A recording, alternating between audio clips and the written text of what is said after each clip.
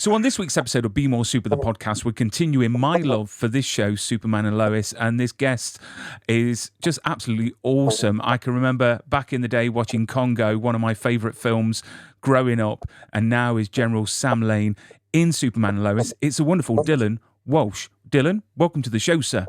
Thank you very much. Good to be here. And as I was just saying, how excited I am to have you on the show, because literally, you have been in this industry for many, many decades. You really have. So to have your experience on the show, to chat about your role and your experience in the industry is going to be fantastic. So before we get into the show, why acting? Why not a 9-to-5 job? Why choose a career that's probably one of the most competitive industries to get into?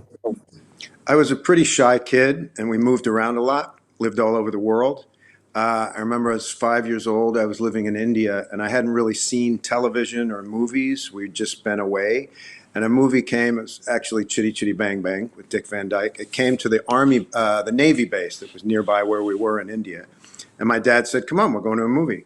And when I experienced sitting in a theater what was going on up screen. Now listen, it's a silly movie to watch today, but as a kid, it was fantastic.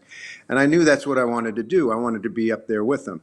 But I was shy. It took a while. And then we lived in the suburbs in D.C., and my mom got me into an acting class. And through the years, it just became, that was sort of my outlet. I'm kind of introverted, and acting was sort of a way to be present.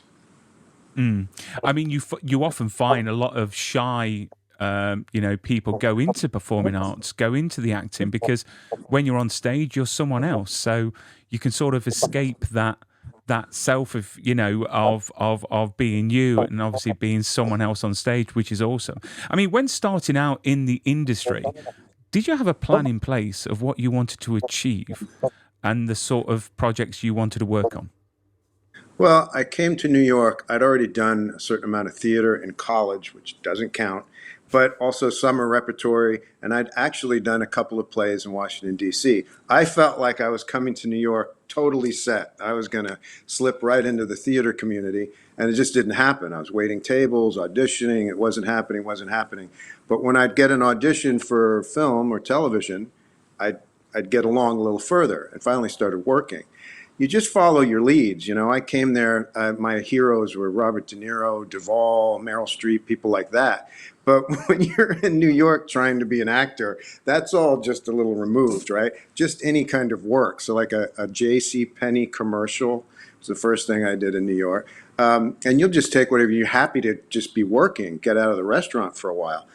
So I just kept following that lead. And as a result, haven't done much theater, but I have a career. And I was going to ask, obviously, going on this journey of becoming a performer, who were your heroes? I mean, obviously, you mentioned the stars just then. I mean, is there any other films that, while you was in New York, you absolutely was in love with Robert De Niro? Is there any projects, any films that you just thought, I wish I could have been in that? I'd see these people, and it was just, I thought it was magic. I before New York, I'd seen Raging Bull, and I just thought what De Niro did in that was just, and also the film. But again, you get to New York and you're just scraping by and whatever you can get going. But I do remember fairly early on, Rain Man came out with Dustin Hoffman. And again, I was taking acting classes, I was auditioning, I was really trying to break in, and you sit in the theater and you just let go, because it is like magic when an actor so inhabits a role, and it's so different from what you're used to.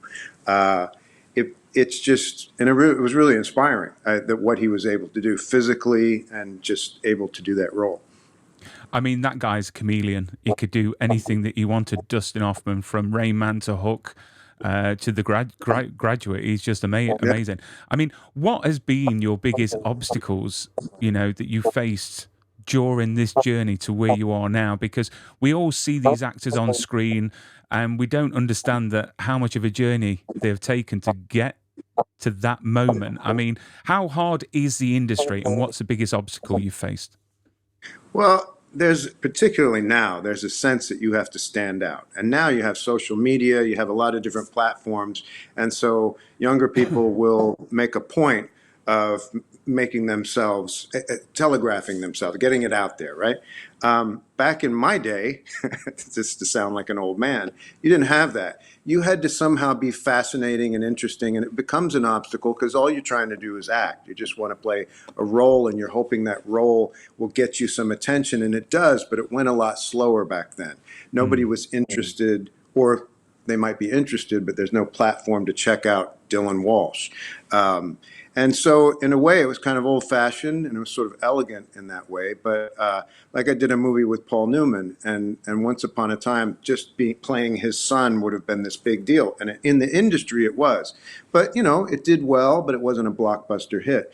So it's how to stand out is the biggest, without seeming like just a Mm. complete idiot. And, you just have to be patient. Been through ups and downs, and just to stay in it.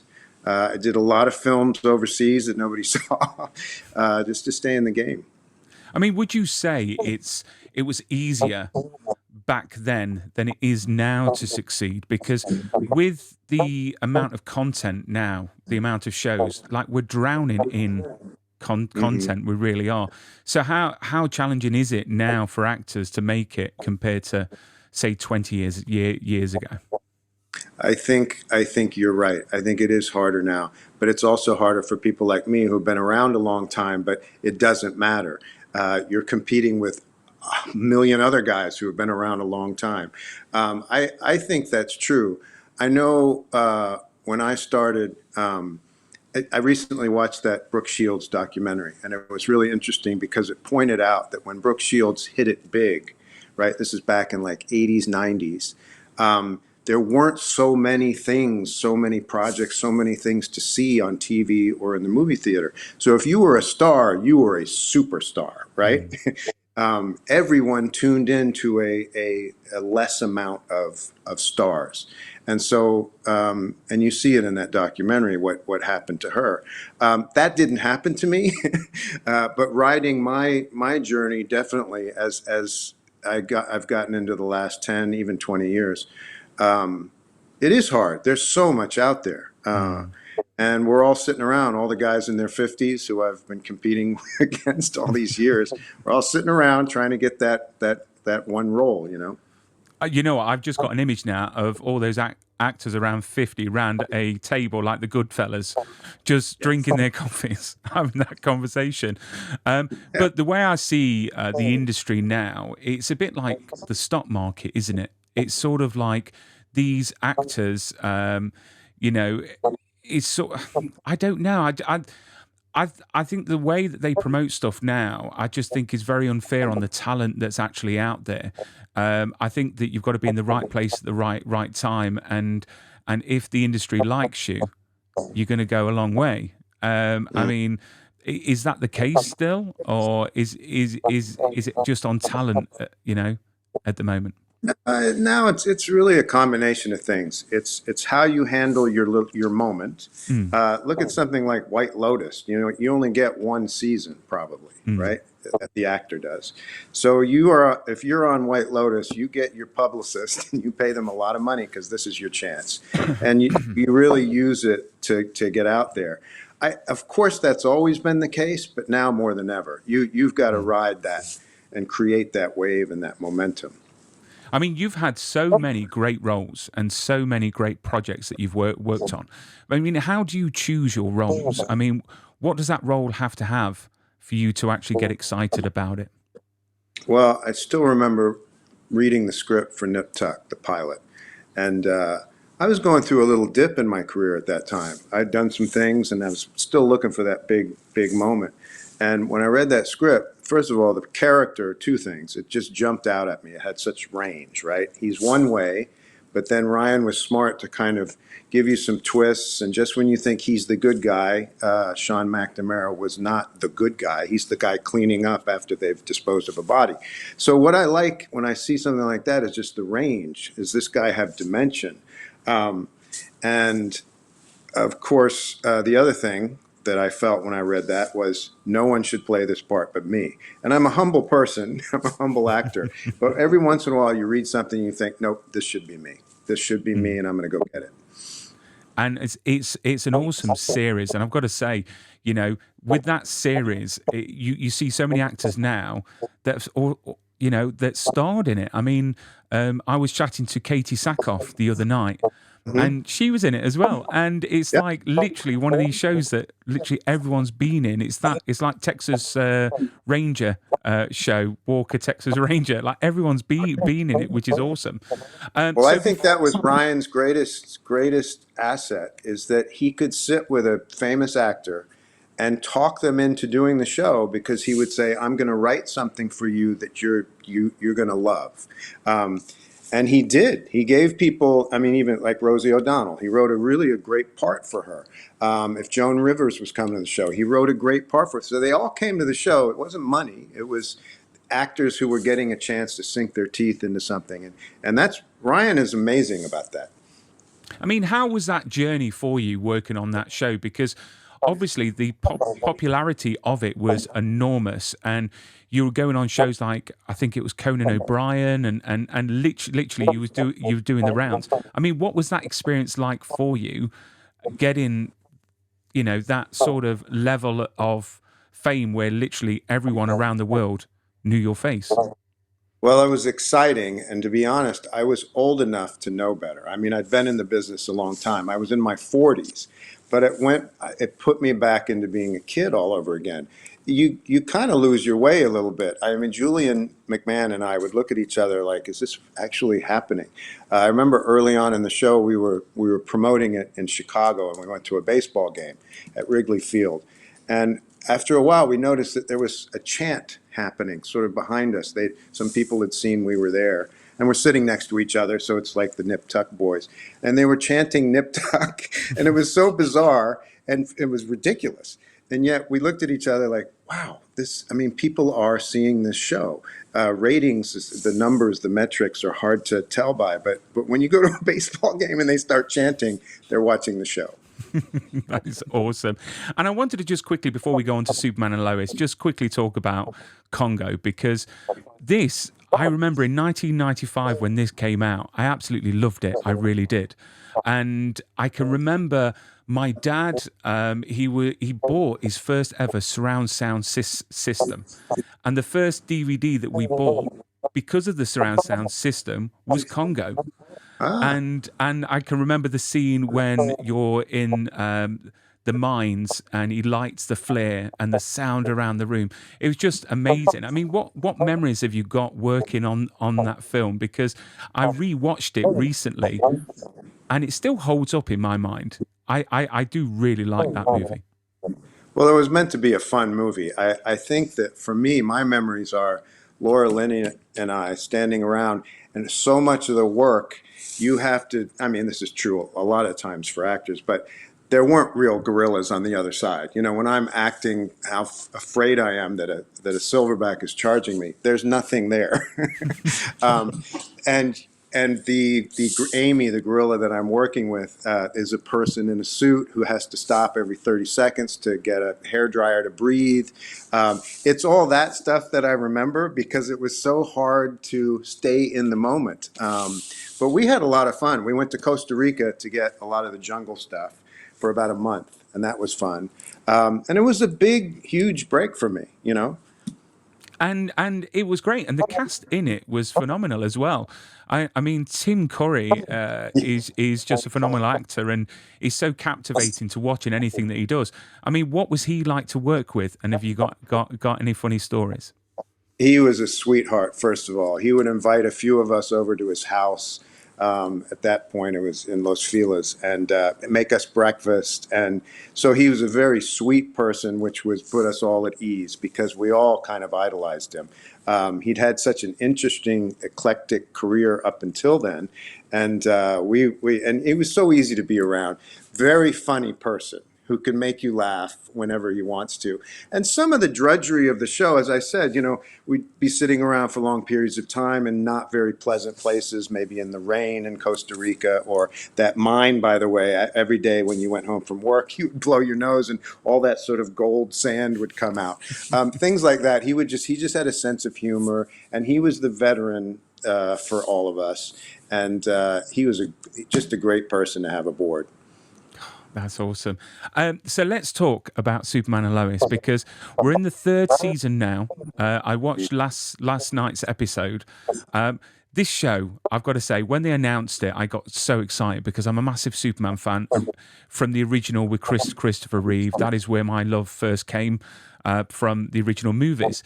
So when this got announced, I got so excited. I mean, why do you feel this show has been so well received and is loved by millions? Well, first of all, it's Superman.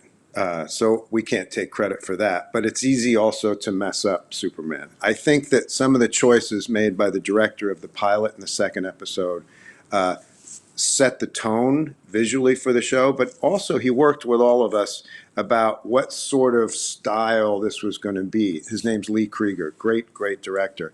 And he would always give you a few takes where he'd say, dial it down.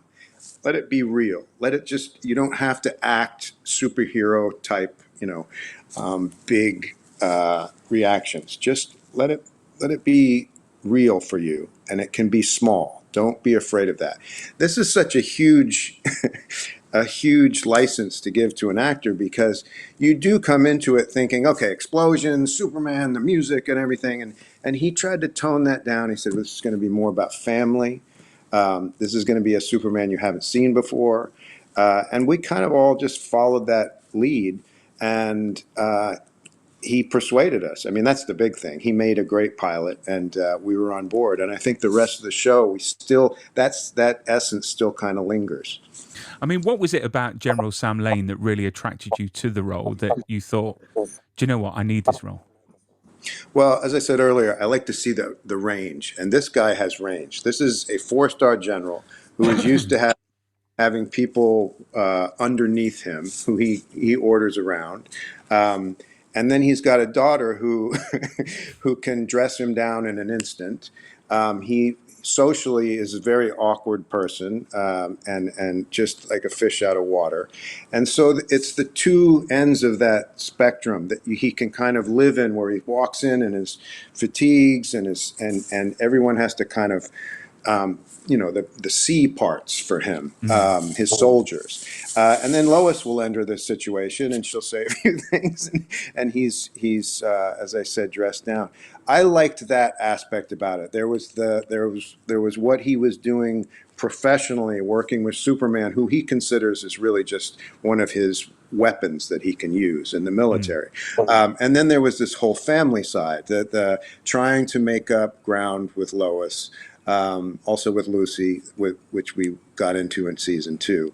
And I just loved how that was, that this guy was sort of authoritarian figure who really was lost in every other way in his life. So we're just taking a quick break for a message from our sponsors. So would you like to take home a piece of film history or TV history into your own home? Find your own piece of magic with Prop Store, the world's leading auctioneers of film props, costumes, and more. So check out propstore.com or follow the link in the description of this video. And while you're doing that, why don't you use our special code? Our special code will give you 10% off anything in the Buy Now section. And the code is easy to remember. It's Brian10. That's BRYAN 10, and it's just above the finger, just here. Use that at the checkout to get your 10% off. That's propstore.com. His life. I mean, this show, I've got to say, it was full of secrecy before it got announced, because I met Tyler in person, and this was just after Elseworlds sort of like big finale, and he didn't give anything away, and it was rumoured that there was going to be a Superman and Lois show. I mean, what was the secrecy like while filming before it got announced? I mean, what was your NDA like? Was it packed? Was it like you wasn't allowed to say anything? We, we were encouraged not to say anything, and they watched out for. I don't really do social media, but they were pretty hard on the rest of the cast about what they were allowed to post and all that sort of stuff. But you have to remember also, we weren't really out of the pandemic yet. It was still in place, and travel was very difficult. We had to do quarantines up in Vancouver, and so the secrecy was sort of easy. Everything we hadn't worked in a while. We'd all been kind of out, and we were so happy to be back. And then there's the fact that shooting in Vancouver feels remote. You don't feel that you're in Hollywood or New York, and you can just sort of get on to your business. It took forever shooting these first few episodes because we kept having to stop or rearrange the schedule because somebody would have COVID. So that's when we started, and yeah, it was secretive, and then it got a little bit harder to kind of keep things in as we went on. Because it was just awesome when it did get announced. But the writing on this show, I've got to say, is just phenomenal. It really, really is. And especially for your character and the family unit. I mean, did you have any input in the direction that Sam Lane goes in? I mean, during filming, did you get any opportunity to have that input of maybe the character would do this instead of that? Well, it's interesting because I would certainly ask questions. There were some moments in the first season where I felt like I, instead of being so hard on, say, for instance, Jonathan, in a scene, I felt like, gosh, I'd love to fit in a sort of a nicer moment here. And Todd Helbing, the showrunner, would say, just be patient. I need you to be this so that later we can be that. So it was more like that. It's more just trusting the storytelling and the arc, which you don't ever know. You don't know while you're in it. You don't know the future. The writers are playing around, so it was things like, it was just tone. It was in the first season. Sometimes you could even feel that Lane was almost a villain, going behind Superman's back, so it's more just trusting what they're doing. And each season the writers will they'll do a little Zoom call with you and tell you what you're going to do, and honestly, you end up doing about a quarter of that because they change it on the fly, as it's going. But no, it's not. It's not my input. It's more just clarification, like where are we going here? I mean, how far in advance do you actually know the story then? Is it episode by episode or is it a few episodes? Really, episode by episode. Again, they'll sit you down and sort of talk you through the general thing. Like this season is Mannheim. We gotta, and Pia, and but in terms of what you're actually doing, it's a bit general because they do like to change things as they're going. Really, it's episode to episode. I'm never quite sure what's next until I get the next script, which is usually about 5-6 days before you start shooting it. I mean, does that help you as an actor or hinder you as an actor? Because obviously, knowing the longer sort of arc would, I suppose, make you act in a certain different way. I mean, have you had any challenges in acting in that way, not knowing? I used to think it was a hindrance because I've done so much TV, and back when I started, I felt like how can we possibly have our interpretation if we're only getting this in pieces? The good part about it is it keeps you in the moment. You can't jump ahead. You can't plan or set up something. You just have to be in the moment. If that's and then essentially the example I was giving you, there was a scene where he was tough on Jonathan where I didn't think he needed to be so tough. But you need to commit to that moment. You don't need to jump ahead to where he's actually a little sweeter. If you don't do this one, it won't be as good when he softens. So things like that. And sometimes you do have to ask him questions, but I find that it does keep you in the moment. And also, of course, you're shooting it all out of order. You don't know how those scenes are going to go that set up maybe the end of the show that you're shooting first, and you just get used to that. I mean, the one thing that I love about your character on the screen is that at the beginning of season one, you were very hard, this general, and now it's lovely to see how I don't know how your story arc is developing with the family, how you're connecting with your grandchildren on screen. And it's really nice to see. I mean, was that nice to go from this hard sort of general and actually go into family mode? Yes, this is why I wanted to do the role. This is what I loved about it, and this is what we talked about when we first were got into Superman and were shooting up here.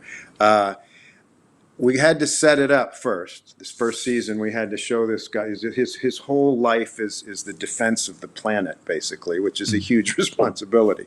And we get the sense that he wasn't a great dad. He wasn't there, and that's all we really have. And a lot of conflict that first season, and then at the beginning of the second season with Lois, his daughter, who he has a lot of ground to make up. The key in all of this is that there's this guy, as I said, socially and with any sort of personal relationship, Lane is lost unless he's the general and you work for him. Otherwise, he's really just not sure. We have I don't know if it's aired yet, I don't think so, but I have a great scene with Emmanuel in a diner. And because we never had anything together in the show, they wrote it. Actually, Todd's brother wrote it. And it's this beautiful little scene where these two people who don't have the same kind of orbit, right, are sitting, and they're both similarly kind of lonely in that moment. Each is single, and it's not a pickup moment. It's a friendly moment. And I just loved. I was awkward, of course, as Lane would be with a beautiful woman as he's sitting next to her. But something else gets to come out as we're talking, which is the idea that she's not just a beautiful woman. This is a person who actually they're in the same boat at the moment, and they can kind of relate to each other.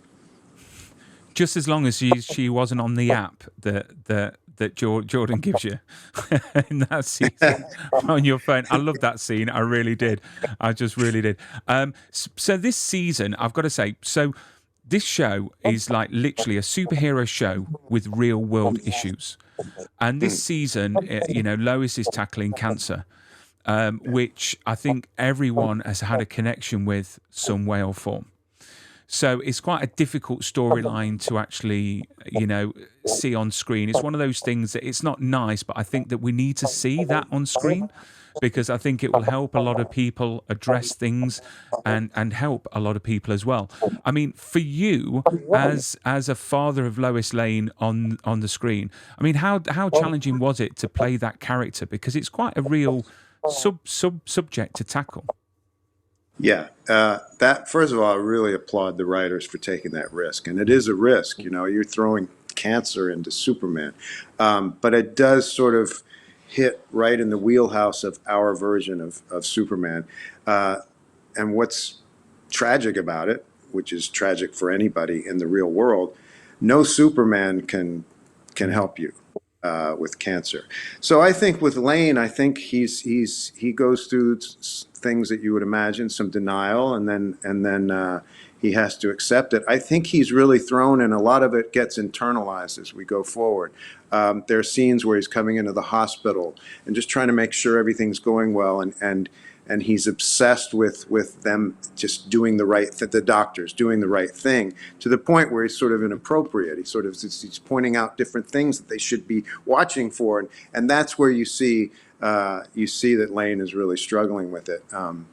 I really think it was a great choice, and I think Betsy has done such a great job with it. It's really kind of heart-wrenching, and I've really liked it. I mean, I won't. You know what? Even though I'm a man, I'm man enough to admit it has brought me to tears a couple of times. Only because my daughter's called Lois as well, and so every time, it just brings it home. It really, really does. And for me as a father, to think what would I feel like in that position, it's awful, and I applaud you for the performance because it's such moving scenes. It really, really is. And you're right, they are brave to tackle it because a lot of shows wouldn't, because they would be concerned. But this isn't any ordinary superhero show. The stories in this are just incredible. You mention your ex-wife in one of the scenes, and then that she left, but we don't really know where she's gone, anything about her. I mean, will we find out exactly anything about her? And potentially, could she, I don't know, turn up one day? Well, it's funny you ask, and here's a good example of what that I know what you know. I asked. I thought we were heading there. I thought we were even going to bring that person in this season three, but they're holding off on it. There's a lot of interest out there about who was this mother, this wife. No, they don't know. They weren't ready to do that yet, and we'll see. It's funny because early on, some of the sketchy details about her, they've changed. We didn't even get to that. But when I was told who she was and what happened, and it's changed since then. So I think it's sitting right there, ripe to be to be explored. Do you know what? I cannot wait. I bet you any money it's when Sam Lane finds love, and it will be the most inappropriate time she will come onto the scene. Yeah, It's got to happen. And talking about the yeah. cast, a Superman show wouldn't be the same without the supervillains. And obviously, this season we've got Chad Coleman as Bruno Mannheim, and we've got Michael Cutlitz coming up as Lex Luthor. Have you shared any screen time with them? Have you been in their orbit? And what are they like to work with? Well, I didn't have much to do with Chad, but I was around when he was around. He's one of these that he'll sit and we'll all sit in these chairs while we're waiting. And I didn't have much on screen with him, but he's a great guy to listen to. He's got stories. He's funny, very relaxed. And Michael and I actually worked together on Nip Tuck. He did a guest spot. And because he's done TV series, he knows that sometimes when somebody comes up to you and says, "Hey, remember we worked together?" You don't, because it's so. I mean, you pointed out there were so many guest spots and great actors coming on Nip Tuck. So he came when I first saw him. He arrived in Vancouver, and I was welcomed, and he said, "Hey, you don't remember me, but I was in Nip Tuck." I said, "Yeah, yeah, I remember you." And by the way, everyone is saying how great he is as Lex Luthor. Do you know what? I cannot wait because again like yourself, he's a phenomenal actor, and I just cannot wait to see the pictures when they came out. I just thought brilliant. Yeah, You know what I mean? They couldn't find a better actor. Really is perfect for the role. So fingers crossed, I'll get him on the show at some point for an yeah. interview. So he did respond on social media to just say patience with a smiley, winky face. So hopefully I'll get him on. So without your NDA exploding, what can we expect from the rest of the season in a nutshell? I mean, what have we got to look forward to? Well, these villains have to be dealt with, and also cancer. It all kind of comes together. Of course, it does. I'm trying to think. Well, I will throw this out. The Senior Swipe app.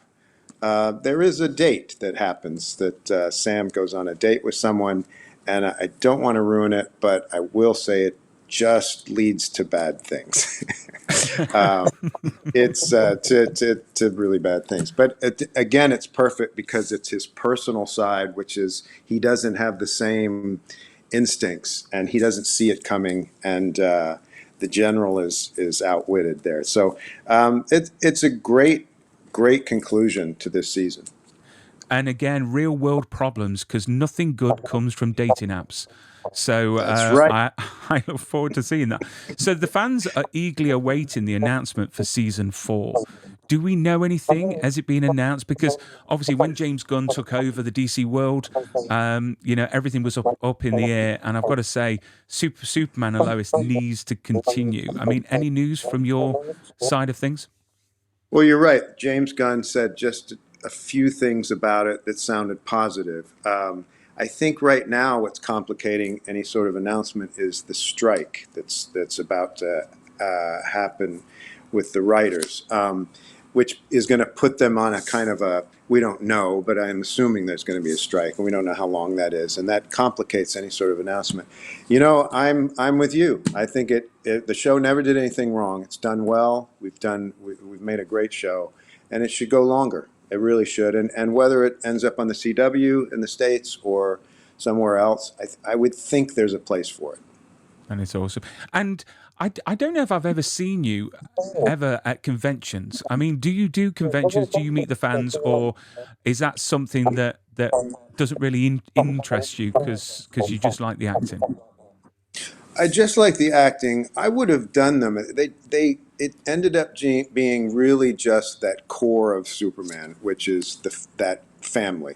And it really wasn't enough interest for me to go off and do that. You know, I did the rounds when I did Nip Tuck, and it was fun, and it was great. But as you get older, you recognize that, okay, this is for Bitsy, this is for Tyler, and especially the boys. And they have fun with it. I don't know how much fun I would have with it, but you know, That is fair it's just enough. getting, yeah, Yeah, because the thing is, at the end of the day, this is your job, and it's like, we've all got jobs. Yours is obviously a lot more glamorous and more exciting than my job. At the end of the day, you want to clock off and relax at home. Why not? There's nothing wrong with that yeah, at all. yeah, But no, yeah. but Dylan, you've been a great guest. It's been absolutely joyous chatting to you, and I can't wait for the rest of the season to find out about what happens with this dating app. Yeah. I am excited, but look after yourself, keep safe, and stay Yeah. super, my friend. Thanks for having me on.